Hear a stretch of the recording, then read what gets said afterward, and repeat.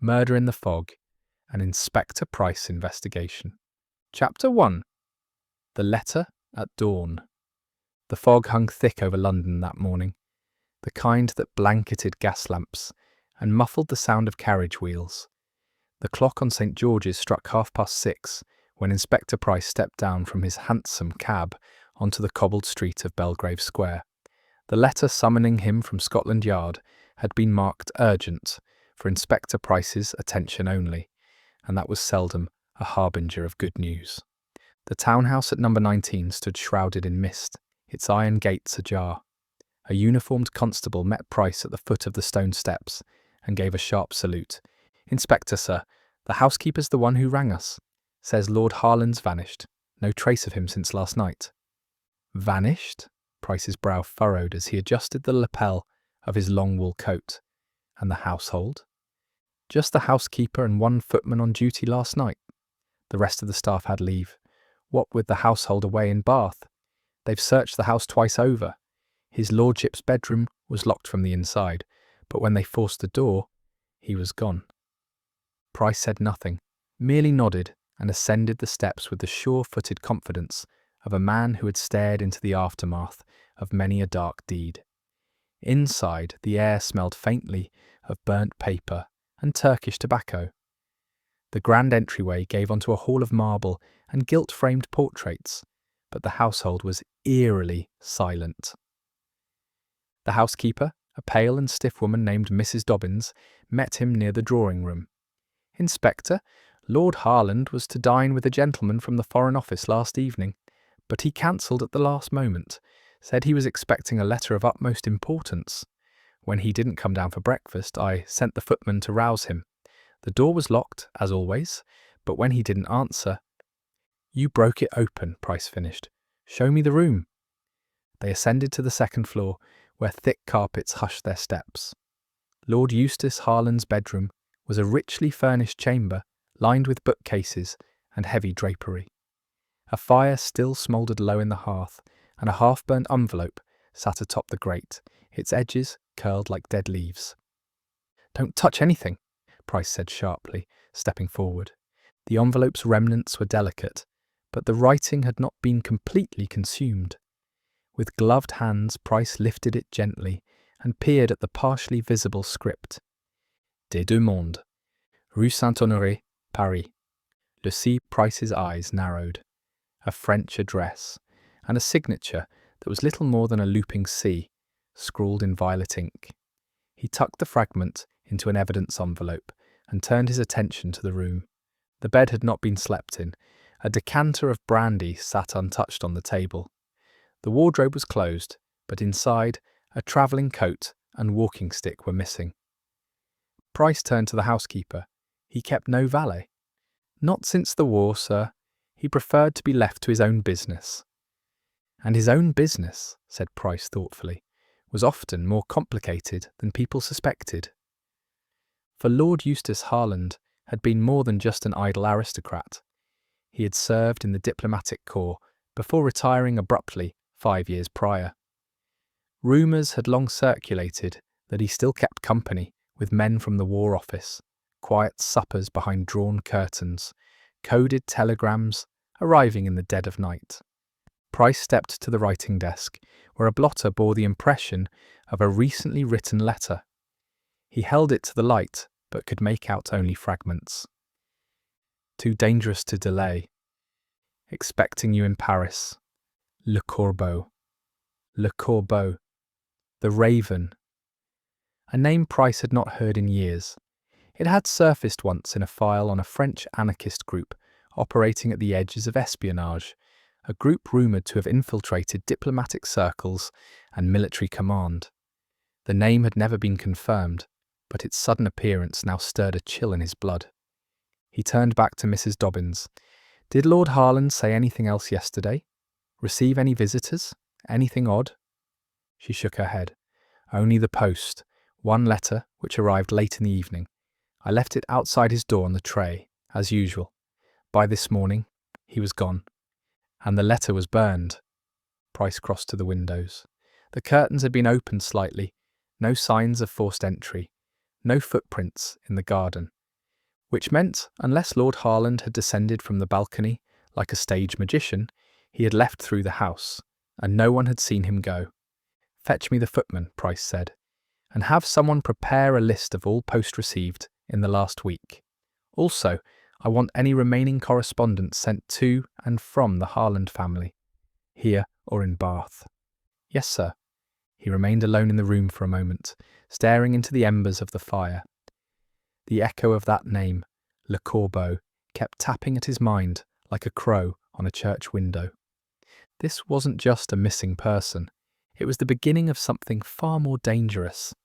And if his instincts were right, the answers would lie, not in London, but in the city of shadows and secrets, Paris. Chapter 2. Whispers from the Seine. Paris greeted Inspector Price not with charm, but with sleet, and a chaos of clattering carriage wheels along the boulevard Haussmann. It was just past 3 in the afternoon when his train from Calais pulled into Gare du Nord. He stepped onto the platform, beneath a vaulted iron roof, slick with condensation, his coat already damp and his mood grim. Customs had been brief. His credentials from Scotland Yard still carried weight, especially when accompanied by a discreet envelope from the British Embassy. Waiting by the steps near the station café was a familiar figure, Inspector Lucien Favre of the Sûreté Nationale. Slighter than Price and always dressed a touch too elegantly, Favre wore a dark green overcoat with a silk scarf and held a thin cigarette in gloved fingers. His moustache twitched into a knowing smile when he spotted Price. "Ah, mon vieux, Scotland Yard sends its best into our reign. And France sends its charm into our murder cases," Price replied with a brief nod. "You arrive and suddenly we have intrigue again," Favre replied. They shook hands, a strong professional clasp that belied their long history. They had worked a case together once in Brussels, some years ago, and neither had quite forgotten the other's methods or temper. "I need discretion," Price said as they walked toward Favre's automobile, a sleek black de Dion Bouton waiting by the curb. "This isn't an official inquiry, at least not yet." Favre's eyebrow arched. "Then I suppose you're not here for the view from Montmartre?" "No," Price said grimly. "I'm here because a British viscount was found dead in a Paris hotel, and it wasn't suicide." They drove through the wintry streets, the buildings looming like grey fortresses. At Price's request, Favre took him first, not to the police headquarters, but to a small café on the left bank, the Café Mauclair, where Lord Harland had allegedly been seen several days before his disappearance. The café was modest, the sort frequented by students, artists and men who preferred to drink in shadows. Its wood-panelled walls were stained by decades of pipe smoke, and a small stove glowed in the corner. The proprietor, a bald man with a broken nose, gave Favre a nervous nod as they entered. "Tell him we're here about the Englishman," Price said softly. Favre spoke to the man in French, rapidly but calmly. The proprietor's eyes flicked toward the back, then toward Price. He muttered something in reply. Favre returned. "He remembers Harland, came in 2 nights ago, sat in the corner booth, was meeting someone." "A woman?" Price asked. "Yes, English too, red-haired, well-dressed. They argued. He paid in francs. She left first." "Did she leave anything behind?" The proprietor hesitated, then reached beneath the counter and pulled out a folded piece of drawing paper. On it was a charcoal sketch, rough but expressive. It showed the outline of a man in a coat, seated with his hands clasped, a vague suggestion of weariness about the eyes. In the bottom corner, in soft pencil, C.W. Price turned it over. Blank. "Clara Winfield," he murmured. "The painter." "You know her?" "Only by name. She's been mentioned in diplomatic gossip. Kept company with a few officers posted abroad. Last known address was in Montmartre." Favre smiled slightly. "Shall we go find the mysterious mademoiselle?" Montmartre was cloaked in drizzle and melancholy as they arrived just before dusk. The studio in question was on Rue Lepic, a narrow winding street that curled up towards Sacré-Cœur like a ribbon of wet stone. Favre knocked on the door of number 37 while Price stood just behind him, eyes scanning the upper windows. After a moment, it opened. The woman who answered was in her late 20s, tall and striking, with red hair swept into a careless chignon and a long, ink-smudged smock covering her dress. Her face, though tired, held intelligence and pride. "Clara Winfield?" Favre asked in French. "I speak English," she replied, her voice crisp but guarded. Her green eyes flitted from Favre to Price. "And I assume you're not here for a portrait." Price stepped forward. "Inspector Harold Price, Scotland Yard. We're investigating the death of Lord Eustace Harland." A brief flicker passed across her face. Grief or guilt, or perhaps memory? She stepped aside. "You'd better come in." The studio was sparsely furnished. The walls hung with bold, dramatic sketches of cityscapes and faces captured in urgent lines. Several canvases stood turned to the wall. A fireplace sputtered with a weak flame. "I saw him," she admitted once the door was shut. "2 nights before it happened. He looked worse than I've ever seen him. Thin, jumpy, paranoid." "What did he say to you?" "That he was being followed? That someone was watching him? He asked if I still had—" She hesitated. "If you still had what?" Her fingers twitched. She crossed the room and pulled a leather-bound sketchbook from beneath a pile of magazines. "This. I sent it to him by post after our meeting. I thought it would remind him of who he used to be." Price took the book. As he flipped through pages of sketches, his eyes narrowed. Hidden among the drawings of streets and cafes were peculiar symbols, circles, triangles, runes, almost mathematical in structure. A cipher, and then halfway through, a portrait unmistakably of Lord Harland, seated at the Café Mauclair. "Did he say anything else?" Price asked. She was silent for a moment, then looked up at him with something between fear and defiance. "He said, if anything happened to him, I should remember the name Le Corbeau. That's all. Just that." "You understand, Miss Winfield," Price said gravely, "this isn't just about a missing nobleman. If Harland was carrying something, documents, knowledge, or information, it may have been worth killing for." "I know," she whispered. "That's why I burned the last page." Favre stepped forward. "Burned what?" She looked between them, then said simply, "The last sketch. The one he made me draw. It wasn't of a person. It was a place." "A place?" She hesitated. "Yes, a building. Somewhere in Paris, I think. With a clock tower, and a raven carved over the arch." Outside, the fog was beginning to descend over Montmartre, and Price knew now, without a shadow of doubt, that this case was no longer about a single murder. It was about a name from the past, a cipher in a sketchbook, and the quiet rustling of wings in the darkness. Le Corbeau had returned. Chapter 3. The Englishwoman in Montmartre. Price stood before the tall, arched window of Clara Winfield's studio. Evening had fallen completely, cloaking the cobbled streets below in a dusky veil, and the golden dome of Sacré-Cœur loomed faintly above the rooftops like a ghostly eye. Behind him, Clara Winfield stood in silence, arms folded. "Let's begin again," Price said without turning. "You claim you had no idea Harland would end up dead. You hadn't seen him in months, and yet he comes to you in Paris, alone, on the eve of what we now suspect was murder." Clara's voice was cool but strained. "I didn't ask him to come. He sent me a telegram, 3 words. 'You were right,' that's all. No explanation, just a time and place to meet." "You told us earlier that he was frightened. You said he asked you if you still had it. What was he referring to? The cipher in the sketchbook?" She nodded slowly. "I thought he was referring to an old drawing he'd once given me, back in Algiers, years ago. We were close for a time." Her gaze drifted to the fire. "But when I handed him the book, he barely glanced at it. He said I needed to destroy the final page immediately." "And did you?" Clara hesitated. "Yes.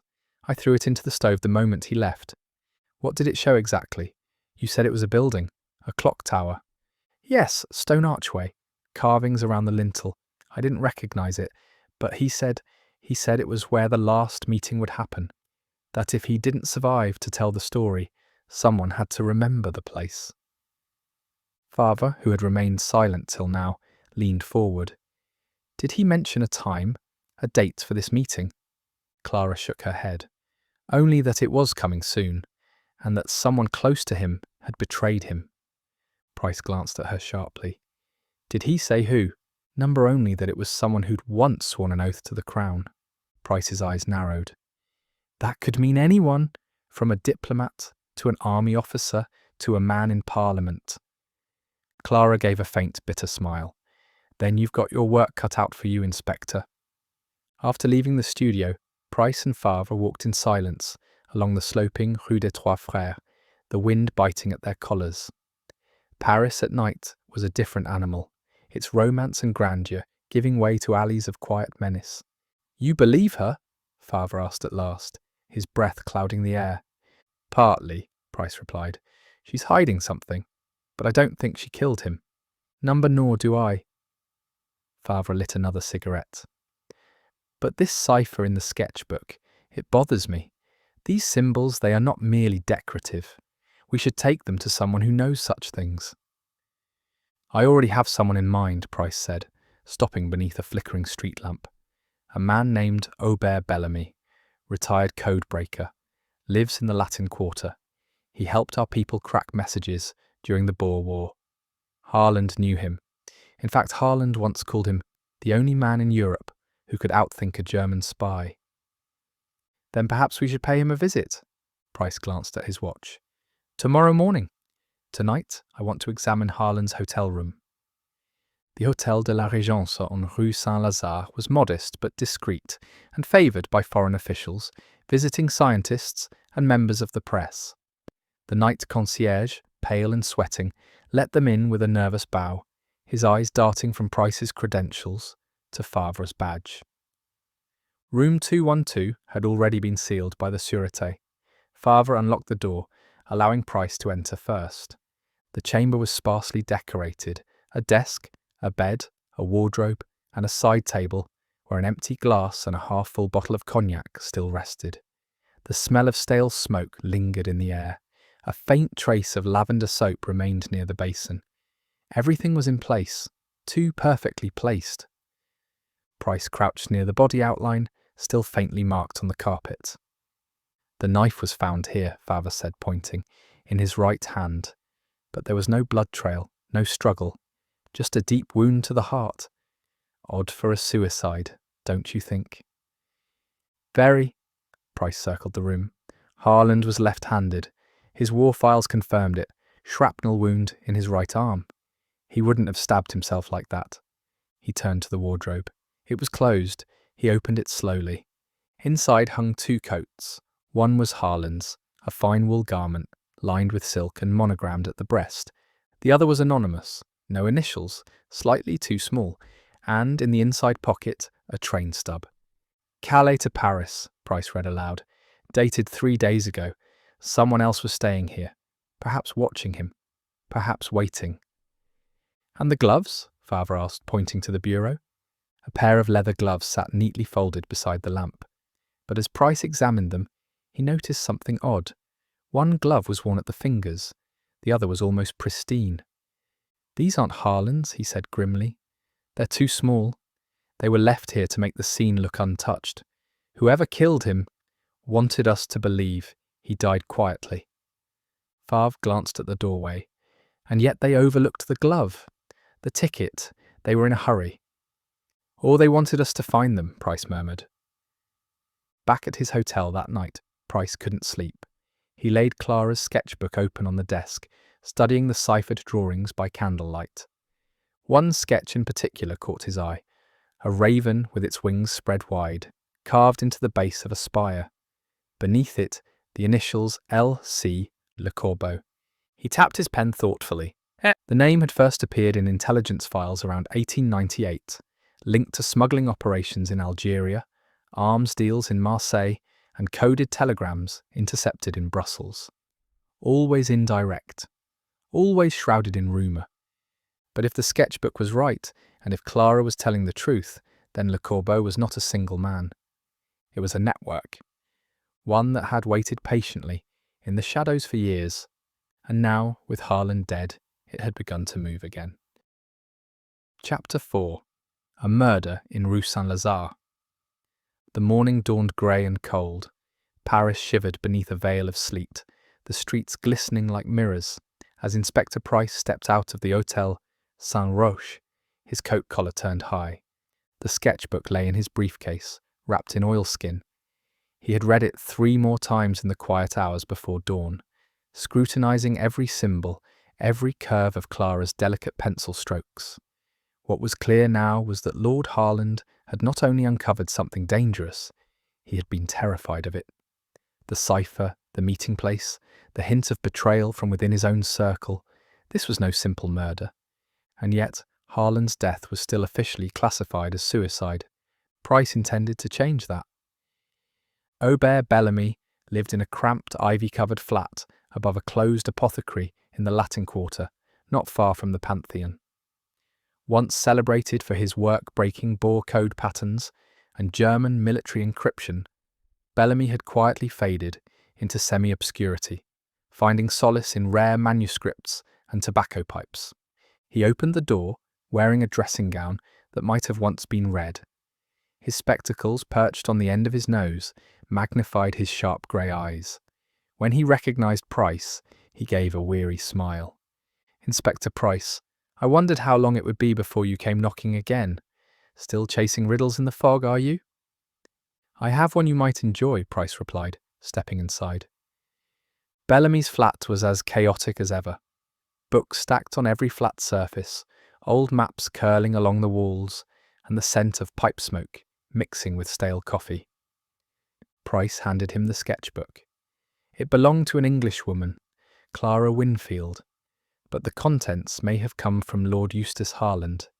"He's dead."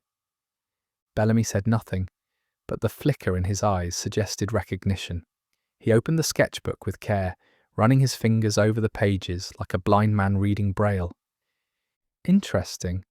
These are nested ciphers, visual but structured, a code within a drawing. See here, look at the repetition of angles in the buildings." He tapped a sketch of Paris rooftops. "Coordinates? Possibly." He turned the page. "Ah, this is clever. The raven, see the feathers? They form a visionnaire grid." "And what would it spell?" Price asked. Bellamy lit his pipe and studied the image for a few minutes, muttering to himself. Finally, he looked up. "It spells a name, Vautier." "Vautier?" Bellamy nodded. "A surname, old Parisian, likely connected to the meeting place Harland mentioned." "Do you know of such a place? A building with a clock tower and a carved raven? It was the subject of the final page. Clara claims to have burned it," Price said. Bellamy thought for a long moment. "Rue Vautier, that's in the 16th arrondissement. Used to be a Jesuit library, I believe. Abandoned after the Commune. The facade had gargoyles, one of which was a raven. At least, that's what I was told. Most people avoid the place now. It's privately owned, but no one knows by whom." "That's where Harland was going," Price murmured. Bellamy looked over his spectacles. "Then I'd be careful, my friend. If he ended up dead, and you found what he was carrying, then you may be next." Later that afternoon, Price returned to the Hôtel de la Régence, this time alone. He had questions, more than the answers Bellamy could provide. Something about the room did not sit right with him. The scene of the crime was too composed, the story too tidy. The concierge blinked when he saw him. "I thought the investigation was closed," the man said, nervous. "It's been reopened," Price lied, "by order of the British government. I'd like to see the guest ledger." The concierge hesitated, but eventually retrieved the book. Price flipped through pages until he found it, 3 days before Harland's arrival. A name written in sharp, slanted hand, Mr. Cyril Talbot, London. Price knew that name. Cyril Talbot was not a stranger. He was a mid-level attaché to the British Embassy in Paris. Affable, inconspicuous, well-liked. But he was also rumoured to have sympathies that leaned uncomfortably toward the German side of recent political disputes. He was the kind of man who smiled too easily and listened too closely. Price asked the concierge which room Talbot had stayed in. Room 209, monsieur, and yesterday also, room 214. He climbed the stairs quickly, quietly. Room 209 was unoccupied. The bed was stripped, but the wardrobe was still open. The chambermaid hadn't finished resetting the room. Price stepped inside. He moved with the efficiency of experience, checking drawers, the window ledge, under the mattress. Nothing. Then in the fireplace grate he saw it. A slip of paper, partially burned, curled like a dying leaf. Using tweezers, Price removed it and examined the charred edge. The ink was smudged, but a few words were legible. Shipment to leave Marseille on the 14th. Harlan's delay cannot be tolerated. He pocketed the paper and stepped out, closing the door behind him. He was just moving towards room 214 when he heard a woman's loud scream. He ran around the corner to the room. A maid was standing by the open door to room 214, hands to her mouth, pale as linen. Inside, a man lay slumped over the desk. Blood pooled beneath his chest. A pen had rolled from his hand, and a telegram sat half-written on the blotter. Price pushed the woman gently aside and knelt beside the body. It was Cyril Talbot. The sûreté arrived within 20 minutes, and Favre followed 5 minutes after that. He entered the room and stared at Talbot's body, his mouth drawn into a tight line. Dead less than half an hour, Price said. Still warm, no signs of a struggle. Favre looked at the telegram on the blotter. Courier compromised. Harlan dead. Sketchbook possibly intercepted. Initiate closure. That's all. He was sending it when he died. A message to whom? Price glanced at him grimly. Whoever is running this operation. Talbot was silenced, just like Harlan. Then you were right, Favre said quietly. This isn't about a man, it's about a machine.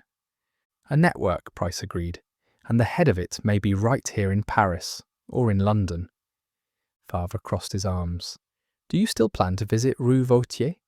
Price nodded slowly. Yes, tonight. Favre raised an eyebrow. Alone? Price's answer was steady. Number, you're coming with me. Outside, the fog rolled in again. Chapter 5. The Cipher in the Sketchbook. The streets of the 16th arrondissement were eerily quiet. Inspector Price and Inspector Favre stood before the iron gate of the abandoned Jesuit library on Rue Vautier, its Gothic facade looming like a sentinel. Time and neglect had aged the building. Its arched windows were stained with grime, and ivy clung to the stone. The ornate carving of a raven, perched above the keystone of the entrance, had eroded but remained unmistakable. Even in dim moonlight, its wings were outstretched as if it were guarding a secret. This place, murmured Favre, scanning the darkened structure, gives me the same feeling I get in morgues. Appropriate, Price said, considering what it may be hiding. They had come armed, Price with his standard-issue British Webley revolver, Favre with a French Chamelot Delvigne. A key provided by a sympathetic archivist at the Ministry of Culture had granted them access to the grounds. The door creaked open with a moan of rusted hinges. They stepped into darkness. The air inside the library was thick with dust and the scent of forgotten paper. Moonlight filtered in through broken stained glass, casting fractured colours across the cracked tile floor. The entry hall had once been majestic, vaulted ceilings, soaring columns, oak shelves, but now it lay in ruin. I'll take the left, Favre whispered. Price nodded and moved right. He passed long-forgotten tables, overturned chairs, and shelves still stacked with books in Latin and Greek. The silence was uncanny. No rats, no wind, no creaking. In a reading alcove at the far end, Price stopped. There it was, the image from Clara's sketch. A raised platform beneath a wall of shelves, above which hung a disused clock. Beneath the timepiece, a carved stone archway. And on the central stone, precisely where Clara had drawn it, was the weathered relief of a raven. He stepped up carefully, brushing away cobwebs, and ran his fingers along the bird's outspread wings. Nothing moved, no panel slid, no passage opened, but then he noticed it. beneath the raven's talons, faintly carved into the stone, almost invisible beneath years of soot and grime, 7 small dots arranged in a triangular pattern. From inside his coat he pulled Clara Winfield's sketchbook and turned to a particular page, the raven symbol. On the left wing, Clara had drawn a series of minor tick marks, easy to dismiss as stray pencil lines, but Bellamy had said they were a Vigenère cipher, 7 dots, 7 letters. He took out a small notebook and began decoding. Cipher key, CROW. Using the sketch and the cipher method, he worked through the marks with quiet precision. The decoded word emerged 1 letter at a time. REQUIEM, requiem. What have you found? Father's voice echoed softly as he reappeared, pistol in hand. Requiem, Price said. It's the key. He pressed on the arch where the raven's claw met the stone. It gave way, just slightly, then clicked inward. There was a soft grind of gears. A panel in the rear shelf swung open, revealing a narrow passage behind the wall. They exchanged a glance and then stepped inside. The passage led to a subterranean chamber, a crypt of sorts, hidden beneath the foundations. The walls were lined with rows of locked cabinets, and an old wooden table strewn with files, ink pots, and brass candlesticks. An oil lantern sat nearby, and Father lit it, casting flickering shadows across the stone. Price moved to the files. They were marked with initials. BHEJTLHCT. Realization hit him then. CT meaning Cyril Talbot. He opened the folder. Inside were meticulous records, intercepted telegrams, notes from meetings, dates of train travel, surveillance reports, all filed in English and French. Talbot had been followed and documented by his own allies, or perhaps his enemies. Here, Favre said, holding out another folder. Lord Harland. Price flipped through it. Harland had been working with an informal intelligence network within the Foreign Office, tracking suspicious diplomatic transactions between French anarchist cells and British intermediaries. Harland had grown suspicious of a leak in Whitehall. He'd compiled names. Clara's sketchbook had been a method of encrypted record-keeping, art disguising espionage. 1 page stopped him cold. A letter from Harland to Clara Winfield, dated only days before his death. It read, Clara, if anything happens to me, know this. The Raven is not a man, but a council. 5 of them, operating across borders. Talbot was only the messenger. The real traitor sits in London, beneath the Union Jack itself. Trust no one. The Raven is a committee, Price said aloud. Favre nodded grimly. An international cabal, using old diplomatic channels to move information. They kill their own to keep secrets buried. I need to get this back to London. If what Harland wrote is true, then someone high up, someone wearing a British medal, may be pulling these strings. Just then they heard it. Footsteps. Above. Heavy. Intentional. Favre blew out the lantern. The room plunged into darkness.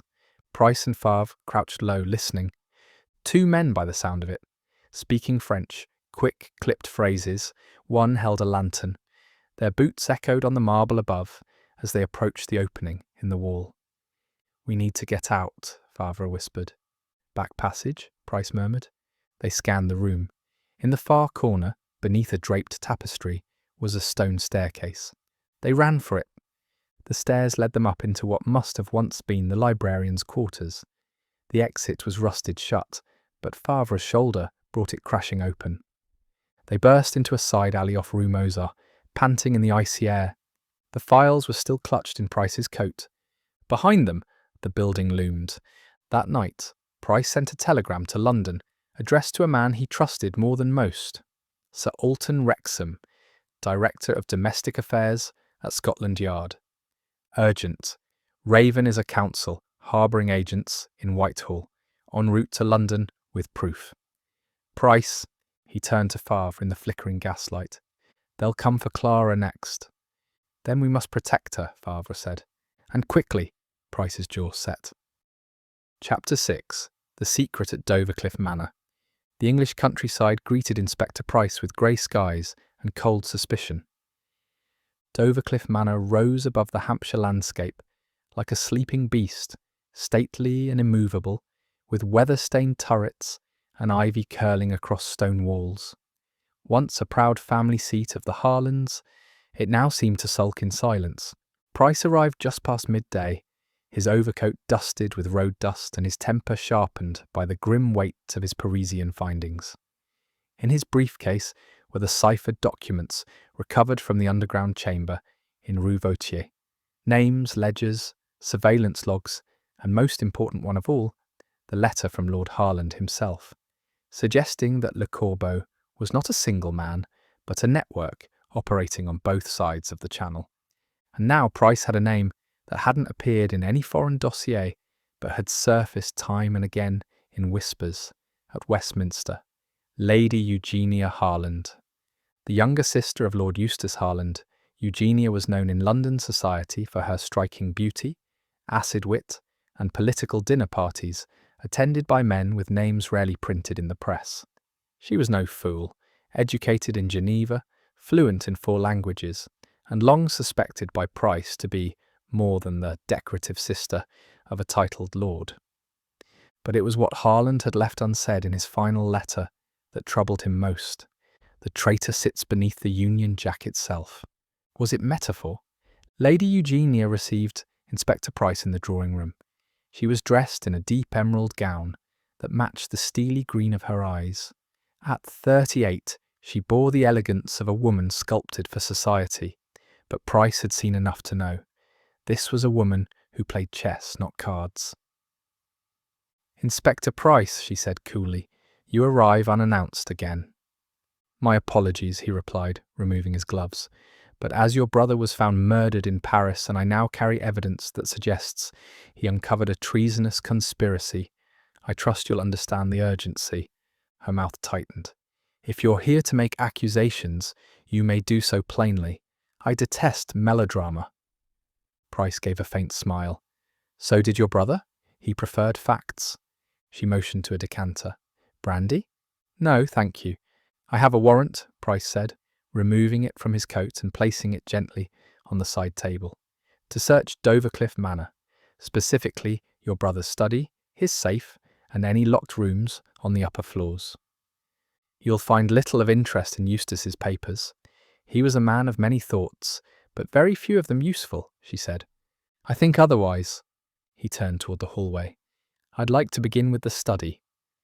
The late Viscount Harland's study was a cloistered room of wood and shadow. Heavy drapes filtered the daylight into long golden bars across the carpet. Dust clung to the spines of books on politics, espionage, and continental affairs. Price's eyes moved quickly. A map of Europe stretched along one wall, dozens of pins embedded in ports, railways, and river routes. He opened the writing desk and began flipping through ledgers. France, Germany, Russia, every movement Harland made since 1899 is recorded here, he murmured. He pulled a file labelled Dossier-Confidential. Inside were letters addressed to Harland from contacts at the Foreign Office. Most were coded, others redacted, but one, unsigned, caught his eye. "The woman you trust most is the one with the most to lose. She's made promises on your behalf that you do not know you've made." Price stared at the letter. "The woman, Eugenia?" He heard footsteps behind him. Lady Eugenia stood in the doorway, arms folded. "Still digging through ashes, Inspector?" "I was just reading a note," he said, rather pointed, "about a woman you may know." "I know many women, few worth quoting." Price stepped toward her. "You were close with Cyril Talbot." She didn't flinch. "I knew him, yes. He was assigned to the Paris embassy. We corresponded. He was found dead 2 nights ago, stabbed while sending a coded telegram implicating Lord Harland. You wouldn't happen to know anything about that, would you?" Chapter 7. The Trap at the Opera. Paris shimmered with deceptive brilliance that winter evening. The Palais Garnier, crown jewel of the city's cultural life, stood radiant beneath the glow of gas lamps, its golden statuary and sweeping marble staircases drawing carriages like moths to a flame. The opera house would be full tonight, not just of nobility and art patrons, but of diplomats, emissaries, and, unbeknownst to most, several individuals tied to the most clandestine power circle in Europe. And at the heart of the crowd, watching from the shadows, stood Inspector Price. He adjusted his evening cravat in the gilt mirror of the lobby, disguised under the formal trappings of a visiting English dignitary. His overcoat hung from his arm, revealing the faint bulge of his service revolver beneath his tailcoat. To his left, at the top of the grand staircase, stood Inspector Lucien Favre, his French counterpart, equally disguised in formal attire, scanning the gilded balconies with quiet intensity. Tonight, Price wasn't chasing clues. He was baiting a trap. The plan had been set into motion 48 hours earlier, shortly after his confrontation with Lady Eugenia Harland at Dovercliffe Manor. The files retrieved from the underground chamber on Rue St had been copied and distributed to select members of Scotland Yard and the French Sûreté, trusted men who owed no allegiance to Parliament or any foreign court. The intelligence pointed to a single location where a final meeting was to occur, the Palais Garnier. The sketch recovered from Clara Winfield's notebook had depicted the opera house's chandelier from above, an angle no patron would ever see. Hidden among its artistic flourishes was a time, 9 p.m, and a cryptic phrase, final overture, second balcony, box V. Someone was coming tonight, possibly the architect of the council, possibly Le Corbeau, and Inspector Price would be waiting. By 8:30, the opera house was a hive of elegance. Perfumed women in silk and lace strolled arm in arm, with generals and statesmen. From the orchestra pit came the delicate tuning of violins and cellos. The audience took their seats for the performance. From his box on the opposite side of the theatre, Price watched Box 5 discreetly. Curtains drawn, empty, for now. At 8:56 a man entered, tall, lean, with grey-flecked dark hair, and the bearing of nobility. He wore a black tailcoat and carried a cane. Price recognised him at once, though he had only seen his portrait in confidential government dossiers. Sir Edmund Rothwell, ambassador, decorated veteran, former intelligence coordinator, and the man suspected by Lord Harland of orchestrating both his downfall and the cover-up that followed. Favre's voice crackled softly in Price's concealed earpiece, an experimental French device only recently introduced for field communication. Subject has entered Box V, confirming identity. Rothwell. Alone. No guards visible. Acknowledged, Price whispered. At precisely 9 o'clock the lights dimmed and the overture began. As the music swelled, Price slipped out of his seat and moved through the back corridor toward the service stairwell, which led to the box level above. At the top of the stairs, a disguised sûreté officer nodded and stepped aside, allowing Price through. He stood directly behind Box 5 now and waited. Inside Box V, Rothwell appeared relaxed, almost amused, but Price could see his right hand tapping out something on the balustrade. Morse code, a message, report incomplete, second courier dead, secure Clara Winfield, British agent compromised. Rothwell paused, then tapped again, awaiting reply, but no reply came.